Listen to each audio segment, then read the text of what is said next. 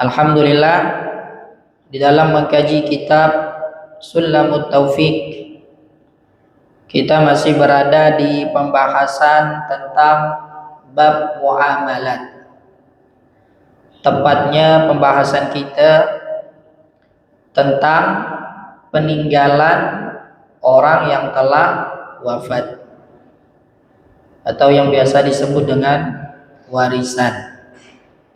Walaupun para hadirin yang dimuliakan oleh Allah Subhanahu wa taala, para ulama itu membedakan antara peninggalan orang yang wafat dengan harta warisan.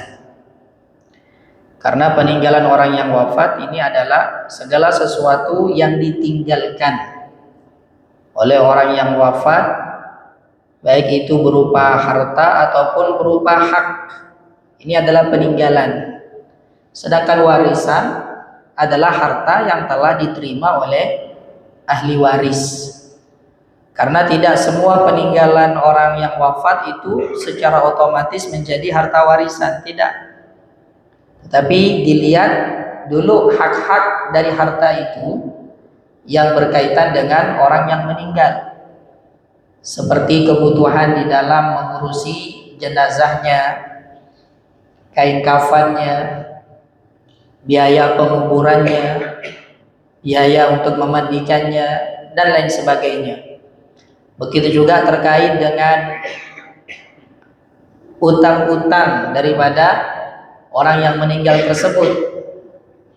Maka peninggalan berupa harta dari orang yang telah wafat, ketika dibayarkan untuk hutangnya, ketika dibayarkan untuk zakatnya, ketika dibayarkan untuk hajinya, itu tidak disebut sebagai harta warisan.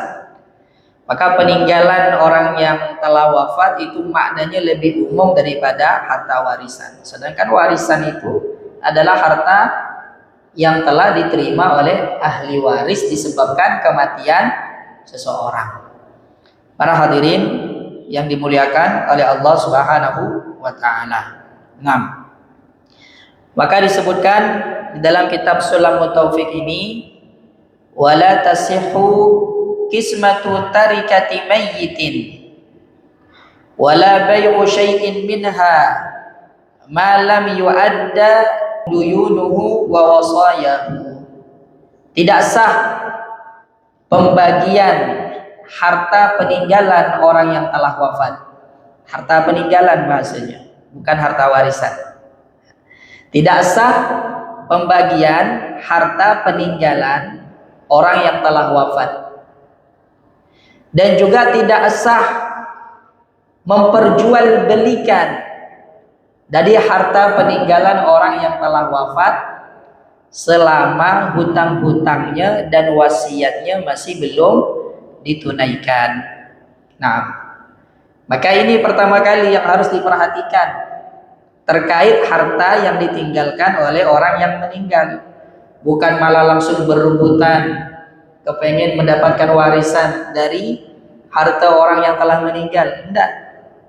Para hadirin yang dimuliakan oleh Allah Subhanahu wa taala, tetapi pertama yang harus kita pikirkan adalah tentang utang-utangnya dulu. Tentang wasiat-wasiat yang pernah diberikan oleh orang yang meninggal. Kalau itu semua sudah terlaksana, maka setelah itu bisa sisanya itu untuk diwariskan. Ya, ini dibagi-bagikan kepada ahli warisnya. Di dalam kitab Sulamut Taufik ini pertama yang ditekankan adalah masalah hutang dan juga masalah wasiat. Para hadirin yang dimuliakan oleh Allah Subhanahu wa taala. Maka dari itu kita ini kalau seandainya memiliki hutang, maka perlu bagi kita untuk mencatat hutang piutang kita. Jangan pula kita mentang-mentang sekarang merasa umur masih muda, badan masih sehat, punya hutang, lalu kita merasa aman. Ndak, ajal saya masih jauh. Ndak ada yang tahu para hadirin yang dimuliakan oleh Allah Subhanahu wa taala. Karena yang namanya ajal ini datangnya mendadak. Idza jaa ajaluhum la yastakhiruna sa'atan wa la yastaqdimun. Kalau ajalnya orang itu udah datang, tidak bisa dimaju, tidak bisa diundur, akan datang sesuai dengan jadwal yang telah ditetapkan oleh Allah Subhanahu wa taala. Dari kematian ini tidak melihat apakah orang itu udah tua atau masih muda, apakah orang itu masih sehat atau udah sakit-sakitan. Terkadang ada orang yang masih muda, bahkan ada orang yang masih bayi telah dipanggil oleh Allah Subhanahu wa taala. Ada orang yang sakit bertahun-tahun tapi masih hidup. Ada orang yang keluar rumahnya dalam keadaan sehat, kembali dalam keadaan menjadi jenazah. Para hadirin yang dimuliakan oleh Allah Subhanahu wa taala, maka tidak boleh kita entengkan masalah hutang. Kalau kita punya hutang, kita catat, kabari kepada ahli waris kita. Nah, para hadirin yang dimuliakan oleh Allah Subhanahu wa taala, Nabi kita Muhammad sallallahu alaihi wasallam bersabda, nafsul mu'mini mu'allaqatun bidainihi hatta yuqda anhu. Jiwanya seorang mukmin ketika meninggal ini tergantung karena utangnya sampai utang tersebut dilunasi untuknya. Para hadirin yang dimuliakan oleh Allah Subhanahu wa taala, ruhnya orang-orang yang beriman yang meninggal dalam keadaan memiliki utang, maka ruhnya itu tergantung-gantung.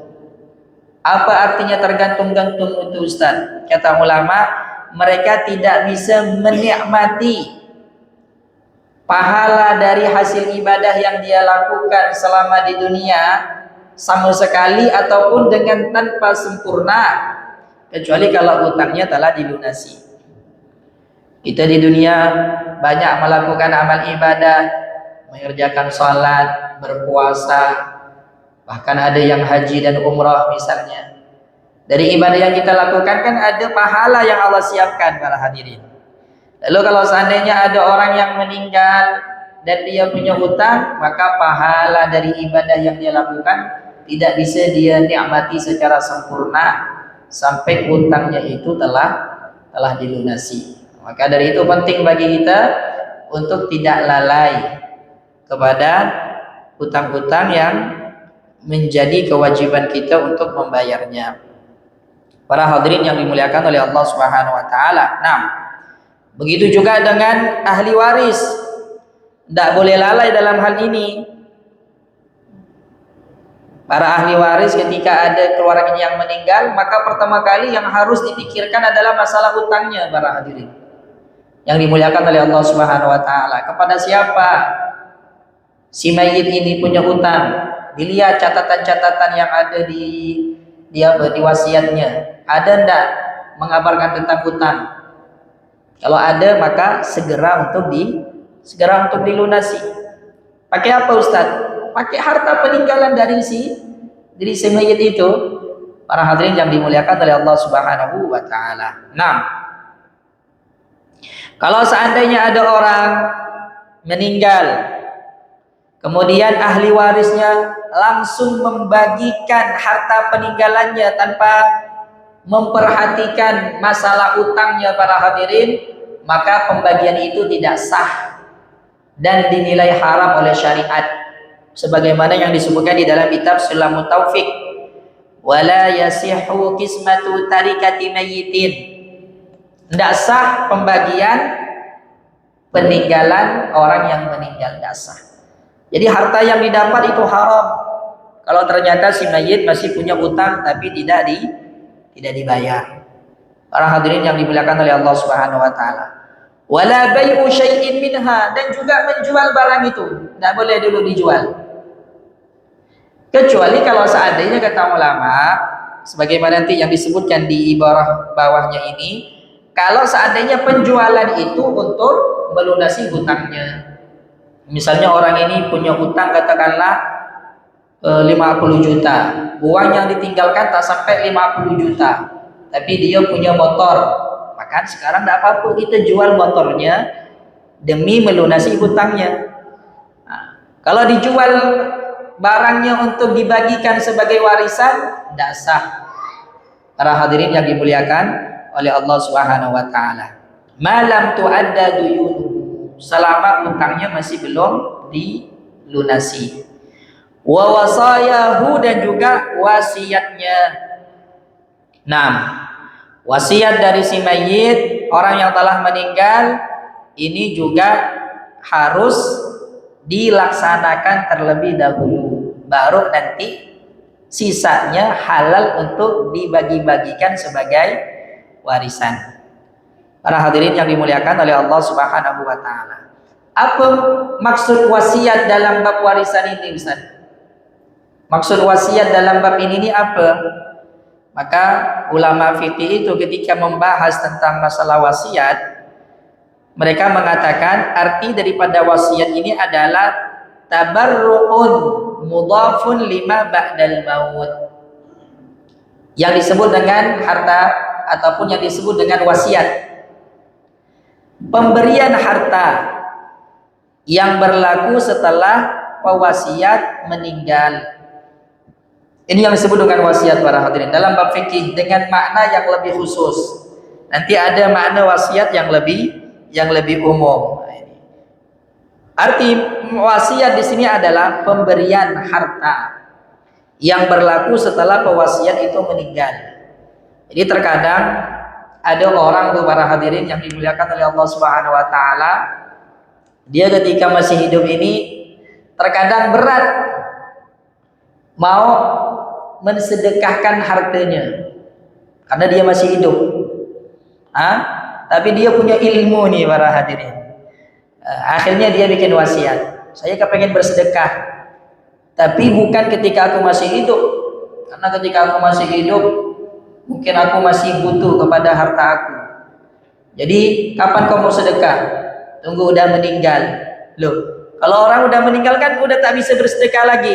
Oh tenang, aku udah belajar ilmu fikih, kata dia. Di dalam ilmu fikih itu ada yang namanya bab wasiat. Wasiat itu adalah pemberian yang dilakukan oleh seseorang agar supaya pemberian itu diberikan setelah dia meninggal. Jadi wasiat itu contohnya seperti ini. Dia bilang, kalau aku meninggal, maka aku akan mensedekahkan 100 juta hartaku ini ke masjid misalnya. Akan aku sedekahkan mobilku itu ke pondok pesantren. Dia bilang kalau aku sudah meninggal. Maka ini artinya wasiat para hadirin. Karena pemberian ini berlaku ketika dia telah meninggal. Selama dia masih hidup, barangnya itu masih milik dia, mobilnya masih punya dia, uangnya masih punya dia. Tapi kalau udah meninggal, maka sekarang harta yang dia wasiatkan oleh ahli warisnya tidak bisa dimiliki, harus diberikan sesuai dengan kemana harta itu diwasiatkan. Ini yang dimaksud dengan wasiat dalam bab fikih. Tabarru'un mudhafun lima ba'dal maut. Pemberian harta yang berlaku setelah pewasiat itu meninggal. Nah, dan kalau kita kepengen paham tentang permasalahan wasiat ini para hadirin, maka ada 4 poin nih yang harus kita pahami. Kalau kita kepengen betul-betul ngerti tentang masalah wasiat secara dasar, ilmu dasar tentang wasiat. Yang pertama adalah bahwasanya wasiat ini merupakan sebuah tabarruk, pemberian yang sifatnya sukarela dari pewasiat kepada orang lain. Nah, wasiat adalah pemberian, bisa dikatakan sedekah para hadirin, bisa dikatakan hadiah, tapi berlakunya setelah dia meninggal. Makanya kalau dalam istilah fikih, wasiat bukan hadiah, karena hadiah itu diberikan di masa hidupnya. Tapi kalau wasiat, pemberian yang diberikan setelah dia wafat. Maka dalam istilah fikih tidak bisa dikatakan hadiah. Intinya pemberian sukarela. Ini yang pertama. Yang kedua, berlakunya pemberian tersebut setelah dia wafat. Kalau belum wafat, maka harta yang diwasiatkan masih punya dia. Para hadirin yang dimuliakan oleh Allah Subhanahu wa taala. Nah, yang ketiga, wasiat ini harus ditujukan kepada selain ahli waris. Wasiat harus ditujukan kepada selain ahli waris, baik kepada personal, kepada orang misalnya. Kalau saya meninggal, aku wasiatkan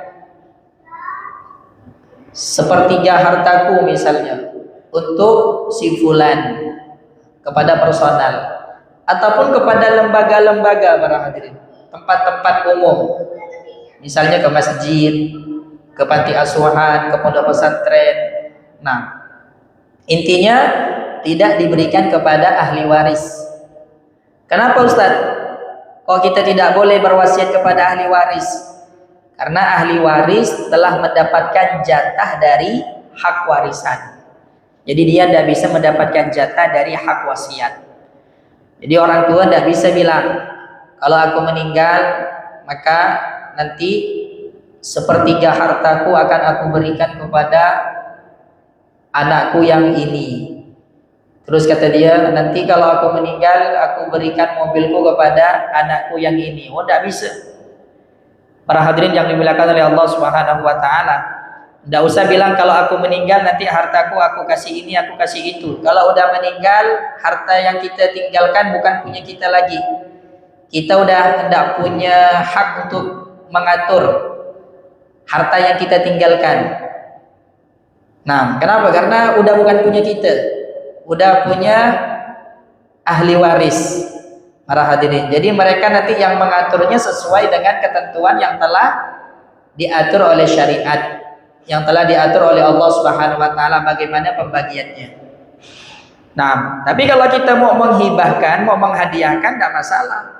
Tapi kalau kita bilang nanti kalau aku meninggal, nah ini untuk kau ya, ini untuk kau, ini untuk kau, tidak bisa itu para hadirin yang dimuliakan oleh Allah Subhanahu wa taala. Sebagai bentuk ilzam tidak bisa. Artinya nanti kalau udah meninggal, lalu kata ahli warisnya, ini kan dulu karena bapak dikasih aku. Kalau yang lainnya tidak setuju, para hadirin, tapi aku tidak setuju, maka berhak. Kenapa? Karena semua ahli waris punya hak akan benda itu. Tapi kan bapak dulu ngasih ke aku, dia bilang. Walaupun karena setelah bapak kita meninggal, dia tidak punya hak untuk mengatur hartanya. Kalau memang kita kepengen harta itu misalnya dimiliki oleh anak kita yang ini, maka kita berikan kepadanya ketika kita masih hidup. Sehingga itu namanya hadiah. Kalau wasiat tidak boleh diberikan kepada ahli waris. Ahli waris udah ada caranya sendiri yang diatur langsung oleh Allah Subhanahu wa taala bagaimana cara pembagiannya. Nah, kalau kita mau memberikannya kepada orang lain sebagai bentuk wasiat boleh. Kepada ahli waris tidak bisa. Kata Nabi kita Muhammad sallallahu alaihi wasallam, la wasiyata lil waris. Tidak ada wasiat untuk ahli waris. Nah, ini yang ketiga. Poin ketiga yang perlu kita pahami tentang wasiat. Poin yang pertama apa tadi para hadirin? Bahwasanya wasiat ini adalah tabarruk, kan? Pemberian secara sukarela. Yang kedua, berlakunya setelah meninggalnya si pewasiat. Yang ketiga, wasiat tidak boleh diberikan kepada ahli waris. Yang keempat, wasiat ini kadarnya tidak boleh melebihi dari sepertiga hartanya. Wasiat kadarnya itu tidak boleh melebihi dari sepertiga hartanya. Kenapa? Karena selebihnya itu adalah haknya ahli waris. Kalau seandainya terserah dia mau berwasiat dengan kadar seberapapun, nanti ahli warisnya tak dapat jatah. Kalau dia bilang, aku wasiatkan semua hartaku untuk pondok pesantren ini, semua hartanya, ahli waris dapat apa kalau kayak gitu? Makanya syariat membatasi maksimal kadar yang boleh diwasiatkan dari harta seseorang itu adalah sepertiga. Kalau dia punya harta 900 juta, maka harta yang boleh dia wasiatkan hanya 300 juta. Tidak boleh lebih daripada itu. Para hadirin yang dimuliakan oleh Allah Subhanahu wa taala. Nah, ini dalilnya apa Ustaz? Dalilnya adalah hadis Nabi Muhammad sallallahu alaihi wasallam yang menceritakan bahwasanya satu ketika ada sahabat Nabi Muhammad sallallahu alaihi wasallam yang bernama Sa'ad bin Abi Waqqas. Sahabat Nabi Muhammad sallallahu alaihi wasallam termasuk daripada 10 sahabat Nabi yang dikabarkan bakal masuk surga dalam satu majelis. Salah satunya Sa'ad bin Abi Waqqas. Nah, suatu ketika Sa'ad bin Abi Waqqas ini mengalami sakit yang sangat parah, dan beliau menceritakan tentang hal tersebut. Apa kata beliau? Ja'ani Rasulullah sallallahu alaihi wasallam ya'uduni amma hajatil wada min wajahin ishtadda bi. Rasulullah sallallahu alaihi wasallam datang kepadaku dalam rangka untuk menjengukku pada tahun Haji Wada. Tahun Haji Wada ini tahun keberapa para hadirin? Tahun Haji Wada adalah tahun ke-10 Hijriah. Tahun ke-10 Hijriah, Haji Wada, karena di tahun itu Rasulullah SAW menunaikan ibadah haji. Dan ini merupakan haji pertama dan haji terakhir Nabi Muhammad setelah berhijrah. Setelah berhijrah, Nabi Muhammad tidak pernah berhaji kecuali hanya satu kali, tepatnya di tahun ke-10. Kemudian di tahun ke-11-nya bulan Rabiul Awal Rasulullah SAW wafat. Maka dari itu hajinya disebut dengan Haji Wada. Haji Wada itu artinya haji perpisahan. Di tahun ini sahabat Sa'ad bin Abi Waqqas mengalami sakit yang sangat parah, dan beliau dijenguk oleh Nabi Muhammad sallallahu alaihi wasallam. Nah, ketika didatangi oleh Nabi Muhammad sallallahu alaihi wasallam, sahabat Sa'ad bin Abi Waqqas ini beliau berkata kepada Nabi Muhammad, "Ya Rasulullah, inni qad balagha bi minal waja'i ma tara." Sesungguhnya penyakit yang menimpaku ini telah mencapai kepada keadaan yang engkau lihat sendiri ya Rasulullah. Parah penyakit aku ini sekarang ya Rasulullah. Dan beliau merasa bahwasanya beliau akan meninggal dari penyakit itu. Wa ana dzumalin, dan saya ini orangnya banyak harta, punya banyak aku harta ya Rasulullah. Wala yarithuni illa banatun li, dan aku tidak memiliki ahli waris kecuali hanya seorang putri. Hartaku banyak, ahli warisku cuma satu, anak perempuanku. Afa atasaddaqu bi sulusai mali, apakah aku boleh ya Rasulullah bersedekah, kata dia, dengan 2/3 hartaku? Dengan 2/3 hartaku, boleh enggak ya Rasulullah aku bersedekah? Nah, ini bukan wasiat para hadirin, tapi bersedekah. Makanya kata ulama, kalau ada orang telah sakit-sakitan dan ada kemungkinan dia itu meninggal dari sakitnya itu, maka jangankan berwasiat, bersedekah pun di masa hidupnya itu dia tidak boleh para hadirin, melebihi daripada 1/3. Kalau dia udah sehat, bersedekah dia, kalau dia udah sakit-sakitan, udah tua, dia merasa bakal meninggal dari sakitnya itu, lalu kata dia, semua hartaku mau aku sedekahkan, tak bisa.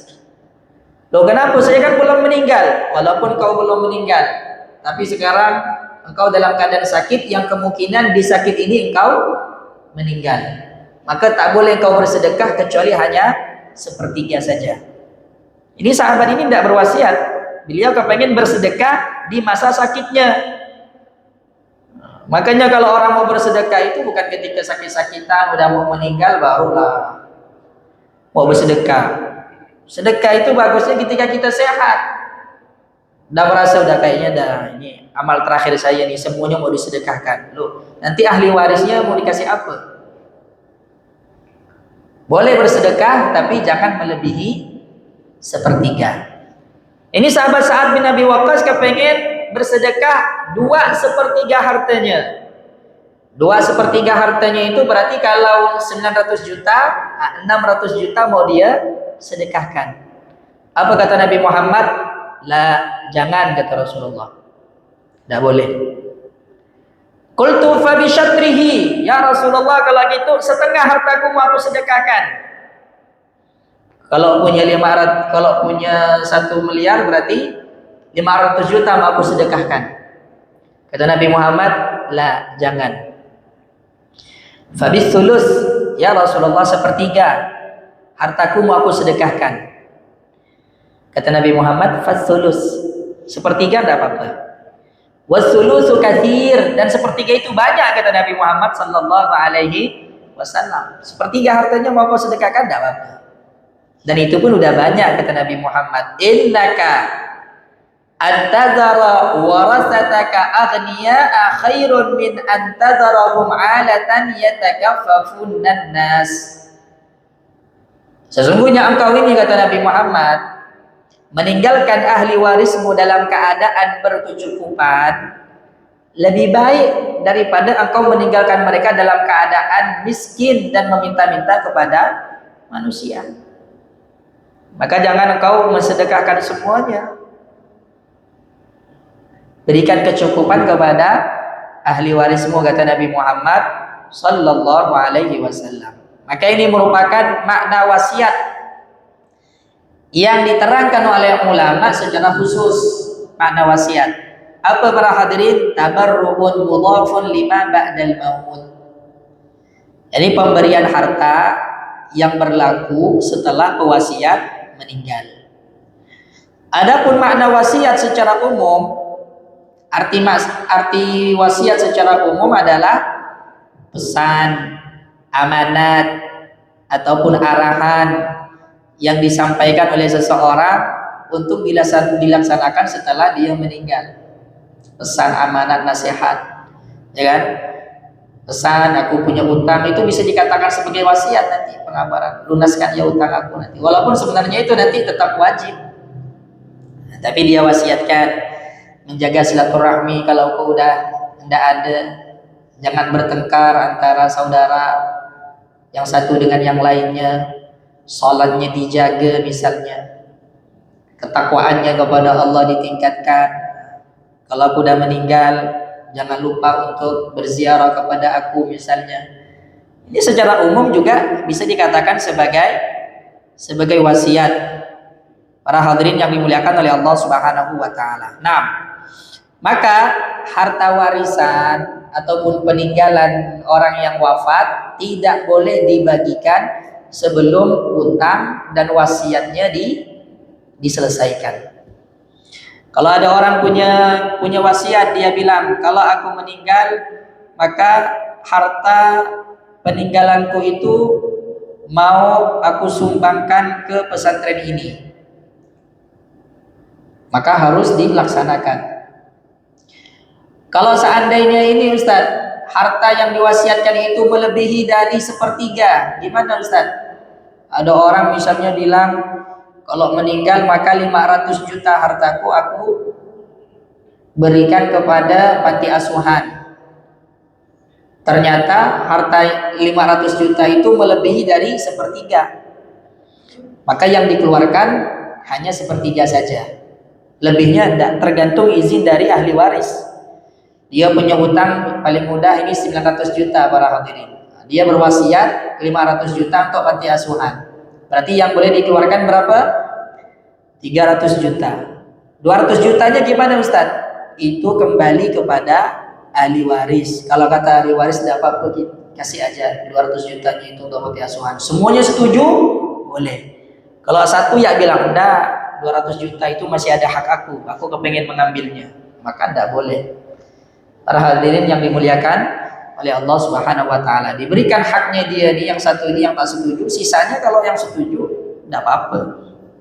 Nah, kemudian di dalam kitab Sulma Taufik disebutkan wa tukhraju ujratu hajjihi wa umratihi in kana alaih, dan dikeluarkan dari harta peninggalan orang yang wafat ini biaya haji dan umrohnya.